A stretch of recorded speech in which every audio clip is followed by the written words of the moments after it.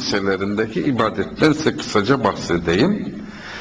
Sadece bugün ruhbanlar yapıyorlar. Ruslarda, Yunanlılarda, Sırplarda, Bulgarlarda, Ermenilerde, Kıptilerde, Süryanilerde, Nasturilerde, Marunilerde, Keldanilerde, manastırlarında günde 5 vakit namaz var. Savun kelimesi de yine Süryancadan Arapçaya geçmiştir. Sabah namazı 4 rekattır.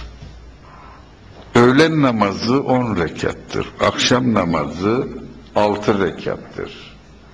Gariptir, sabah namazı güneş doğmadan önce kılınır. Öğlen namazı güneş tam zevaldeyken kılınır. Akşam namazı da güneş batınca kılınmaya başlanır. Kilisede toplu olarak ruhbanların kıldığı bu namaza 5 yıl boyunca ben de onlarla beraber bu namazı kıldım. Yani ben onlar gibi ben de Süryani olmuşum şeklinde değil. İlk gittiğim gün benim odama seccade koymuşlardı. Onlara müteşekkirim o açıdan. Hatta bana niye katılıyorsun dediğinde ben bir şeyi en iyi öğrenmek zorundayım. O yüzden ben mesela sekerat-ı mevt halindeki bir Hristiyan hastayı yağlayabilirim. Nikah kıyabilirim, vaftiz yapabilirim. Yani bunları yaptım onlarla beraber.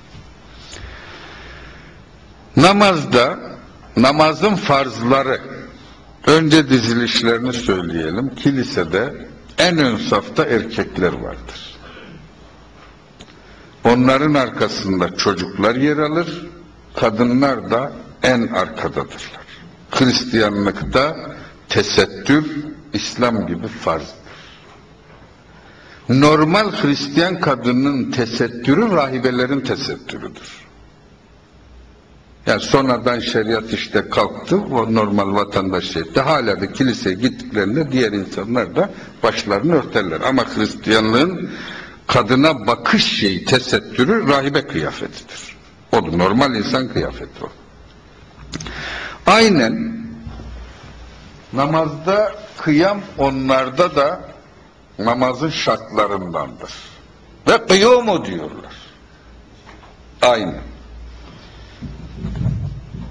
Ellerini şu şekilde bağlarlar. Bu Kıptilerde de böyleydi. Nasturilerde de böyle. Süryanilerde de böyle. Ellerini böyle bağlarlar. Sonra kıraat gelir. Bu kıraatte de İncil'den hiçbir şey okumazlar namazda.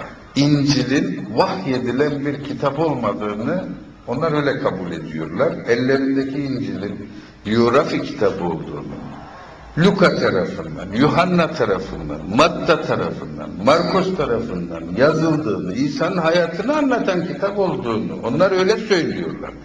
Müslümanlarla anlaşamadıkları nokta da burası. Müslümanlar diyorlar ki sizin kitabınız tahrif edilmiş. Onlar da diyorlar ki hayır, onu nereden çıkarıyorsunuz? İki tarafta doğru söylüyor. Müslümanların kastettiği Hazreti İsa'ya Allah tarafından vahyedilen kitaptır. Onlar böyle bir kitaptan habersizler. Mantalitelerinde de böyle bir şey yok. Onlar Matta'nın yazdığı biyografi kitabına İncil diyorlar. Niye değişsin diyorlar, yani niye tahrif edilsin diyorlar. Hadise bu. Bu yüzden oradaki yazıların kutsiyetin olmadığını biliyorlar onlar. Ve namazda Zebur'dan okuyorlar. İncil'den okumuyorlar.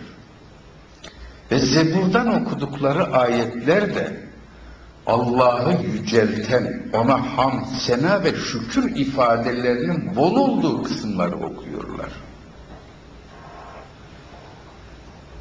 Kıraat bittikten sonra rükûya varıyorlar. Aynen böyledir. Müslümanların namazda yaptıkları gibi yapıyorlar. Ve bu rükûda da biz 3 sefer Sübhane Rabbiyal Azim deyip duruyoruz. Onlar biraz daha uzun duruyorlar. Ortada bir şeyler okuyorlar gene. Allah'a hamd ediyorlar. Rükûdan sonra düzeliyorlar tekrar. Ve onun arkasından secdeye gidiyorlar. Secdeyi burada yapayım, görün. Aynen bu şekilde gidiyorlar. Böyle insanlara göre değişiyor. Kimisi böyle Müslümanlar gibi böyle eğiliyor, kimisi direkt böyle eğiliyor. Şu dizlerini koyuyorlar, ellerini de koyuyorlar. Kimisi alnını yere vuruyor, kimisi şu kadar eğiliyor, yere vurmuyor. O biraz kişiden kişiye yani değişen bir durumdur. Ve ondan sonra bu secdeyi de 2 sefer yaptıktan sonra tekrar kalkıyorlar. Bizdeki namazdan farklı olarak 2 rekatın sonunda oturma yoktur, tahiyyat yoktur. 2 rekatta bir selam veriyorlar. Yani namazları 10 rekat öğlen namazının her 2 rekatında bir selam veriyorlar.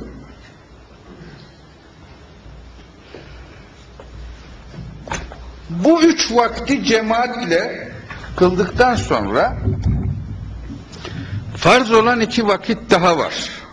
Birisi bizim yatsı namazına denk geliyor, birisi ikindi namazına denk geliyor. Onları rahipler kendi odalarında kılıyorlar, tek başlarına. Bu içtihatla böyle edilmiş. Eskiden 5 vakit de kilisede kılınıyordu. Fakat dünya işleri de çoğalınca dediler ki fazla zaman alıyor, başka iş yapamıyoruz. 2 vakit odada.